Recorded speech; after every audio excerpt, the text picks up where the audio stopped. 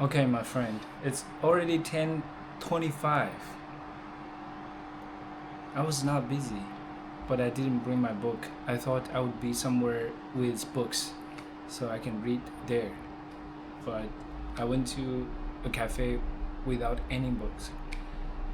And yeah, I just took a nice shower, also washed my hair, which was unusual. I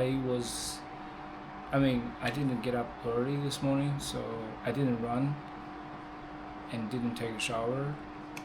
That's why I didn't wash my hair. So I came back like late, 9:20 something. The traffic was very bad. Friday night, and it was raining. Yeah, I spent my entire day at a mall. I parked for more than 10 hours, and it's great. So I didn't have to move around. Although this morning I spent more than an hour to get there, because on the way I just missed an exit and had a detour. I changed my destination. I changed the destination on the way there. All right, I'm going to read books. There's a lot more to share. What happened on my mind today and what I've watched, what I've done. I can't wait to do that tomorrow. Maybe I wouldn't be able to do that tomorrow either. I want to focus on editing first and get that video published. Yeah.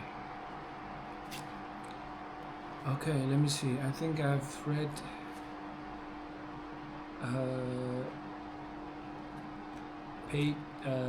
chapter 15. I think I started. Let me see. Oh yeah, okay.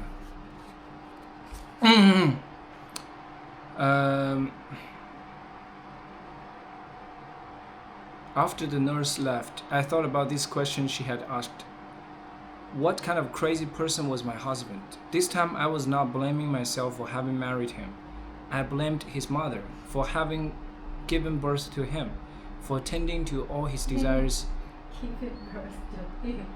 Yeah. Let me continue reading and you will see how fucked up is this.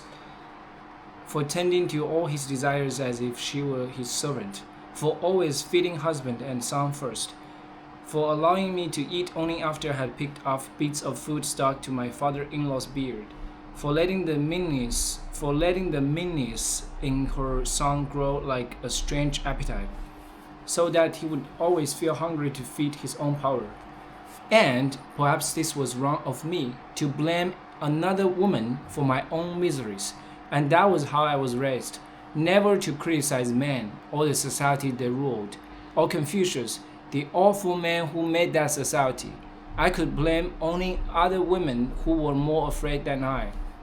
This is the truth, man. This is the truth. Even that moment, she was naturally criticizing another woman for a man's behavior, for a man's mistake. That's crazy. We're programmed to think like that. And now I began to cry, and my baby cried with me. I put her to my breast. She would not eat. I rocked her gently. No use. I sang her a soft song. She was not listening. She cried for so long, until she no longer had enough breath to cry out loud. She cried from down below, in her stomach, and I knew she was scared. A mother knows these things instantly about her own baby, whether she's hungry or tired, wet or in pain. My baby was scared, so I did something I thought was right. I lied. What a good life you will have, I murmured to her. That man who was shouting, nobody we know, not your father, certainly not. Your father is a gentleman. Your real father will come see you soon. Better not cry. And soon she calmed down. She went to sleep. That night I named her Yiku, pleasure over bitterness, two opposite words, the good one first to cancel out the bad one second. This was when characters were written one on top of the other, In this way, I was wishing my daughter a life of comfort, winning out over hardship. Hold on, I think I've read this part already. Let me see. I just hold on. Yeah. So she found out that her husband actually raped their servant, who was only 14, and the servant actually died after she left, like a few days later, because she found out she was pregnant, and she felt so ashamed and used a straw to poke her womb until she began to bleed, but the bleeding never stopped. That's how she died. Isn't it crazy? Okay, yeah, this part I read as well. Her husband started beating the baby really hard, and the baby started to crow like, yeah, just like a, I don't know, like she became silent.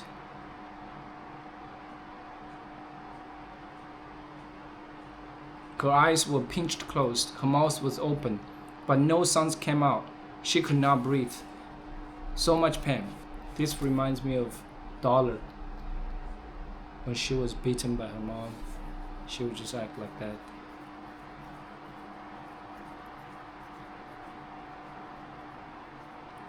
After that, every time Yiku saw her father come into the room, she fell down and curled herself up small, just like the first time. She sucked her fingers, making little sounds. This is true, only 6 months old, and she had learned not to cry. Can you imagine, a baby who learned to be that scared before she even knew how to crawl away? She became a strange baby. She never looked at people's faces. She pulled out hair from one side of her head. She banged her head on the wall. She waved her hands in front of her face and laughed. And when she learned how to walk, she stood on her toes like a ballerina dancer. She tiptoed quickly across the floor, as if she could lift herself up into the air with each step. But each time she saw her father come into the room, she fell back down again, same as when she was a baby. She did not cry. She spoke no words, only the outside shapes of them, like the voice of a ghost. I suddenly remember the lady. She lost her mom at a very young age. However, she was not abused by her father. Her father just didn't, do anything. That's also bad, but certainly not as bad as this. I've read this part as well. The double seventh was supposed to be a lucky day, but it became a day full of regrets. I was already 6 or 7 months pregnant with another baby. What the fuck? This is her third baby already. I can't imagine that. What a miserable life. Yiku was maybe 17 months old, so it must have been 1940. Summertime and unusually warm, which made everyone irritable. That day we learned the British were closing down the Burma Road to make the Japanese happy. That day Jia Guo invited the railway official to come to lunch so he could discuss other ways to transport supplies. That day Hu Lan bought the food from the marketplace and she found plenty of bad bargains. The official brought his wife to lunch, a woman who reminded me of old aunt. The way she said, "Oh, you shouldn't eat spicy foods. Otherwise, your new baby will be born with a bad temper." And then she proceeded to take another helping of the spicy noodle dish I liked so much, eating up my share. When everyone had finished the meal, I was still feeding Yiku some leftover pieces of vegetables. Jia Guo, Wenfu, and the official were drinking whiskey, talking about money values. Hu Lan was fanning herself, her eyes sleepy from the meal. "Everything is falling down. Done," said the official with much authority. "Last year's money is worth half today. That's how you know if we are winning or losing the war. Look at the money. The enemy can control the country just by controlling the money." "Then China should print more money," said Wenfu, wearing his nose everything look. I knew he was trying to match the official's arrogance. Give everybody more money. Then they spend more. Everyone makes more. Or better yet, get the foreigners to give us more money. Jaguar shook his head. Bad idea. Outside interference. That's what got China in trouble in the first place. Divided us into little pieces too weak to fight together. That's why the foreigners should pay, Wen Fu insisted, to clean up the mess they started. Tell them to give us enough money to win the war. Damn crazy. Wen Fu is such a fool. The official laughed. He turned to me and pointed his thumb at Wen Fu. Mrs. Chiang Kai-shi, your husband finally knows how to solve all our problems. So simple. Get foreign help. Hey, Mr. Roosevelt, Mr. Churchill, here's my begging bowl. Give me $100 million. I thought the official was very rude, but I laughed too, just to be polite. I knew Wen Fu was not happy, so I tried to teach his humor back. You'll need a big bowl, I said, and smiled. Big mistake. Wen Fu's face got red. Maybe I should give you a bowl and make you beg, he said in his angry voice. How about it? And right away, everyone became very quiet, embarrassed. I was trying to pinch back my tears. Suddenly, Yiku started rocking back and forth, singing to herself. She shook her hands in front of her face, singing in her high little voice, then grunting loud and harsh, the same sounds she always made. The official's wife rushed over and touched Yiku's forehead. What's wrong with your baby? Is she sick? Is she sick? Is she sick? And this made Wen Fu even more angry. Yiku, he shouted. He slapped her hands down. Stop that, stupid girl. Quiet. And Yiku started rocking faster, singing those shouting tones. Yiku, stop that, stupid girl. I was sick to hear it. The official and his wife left soon after that. Jiaguo and Hulan went into their room to take a nap. And when we were alone, Wen Fu shouted for a long time about my being an improper mother, how I had not taught Yiku to be an obedient daughter. My stomach felt bad, very bad, and I thought this was because I was seeing Yiku clearly for the first time, the same way the official's wife saw her. But the next morning, my stomach felt worse. And I knew it was the food from the day before. And then I said to myself, I hope Hulan didn't buy cheap vegetables from Burmese people. Those people had so many dirty habits, using their own night soil to fertilize the plants, spreading the germs they brought with them. Cholera, dysentery, typhoid fever. And even as I worried about these things, I did notice Yiku was sick too. She was not crying, she was only sleepy all the time. So how could I know? But then her diarrhea started that afternoon. By evening, it still had not stopped and she refused to eat or take any water. And after Wen Fu had gone off to play mahjong at a friend's house, her eyes were half open, but she did not seem to see anything. I was so stupid. I said to Hulan, maybe I should take her to the hospital. What do you think? Why did I ask Hulan what to do? I should have taken Yiku right away. But I believed Hulan when she said, you need to have a doctor give his permission first. You can't go to the hospital by yourself. I remember that the doctor was playing mahjong at the same place as Wen Fu, a house maybe 15 minutes walking distance away. I ran.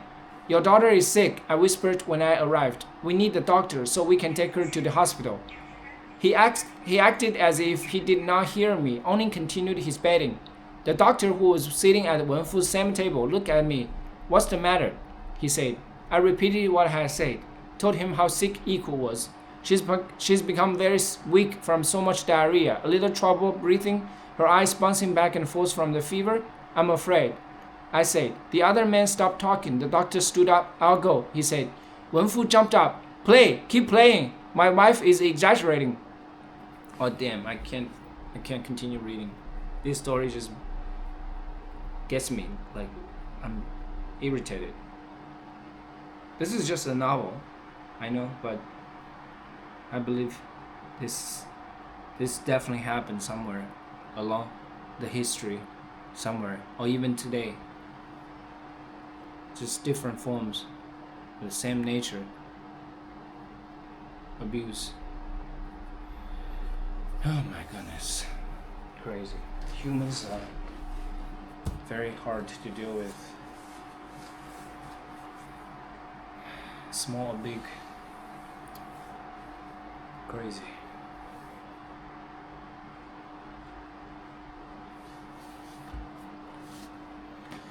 I'm meditating. See you there.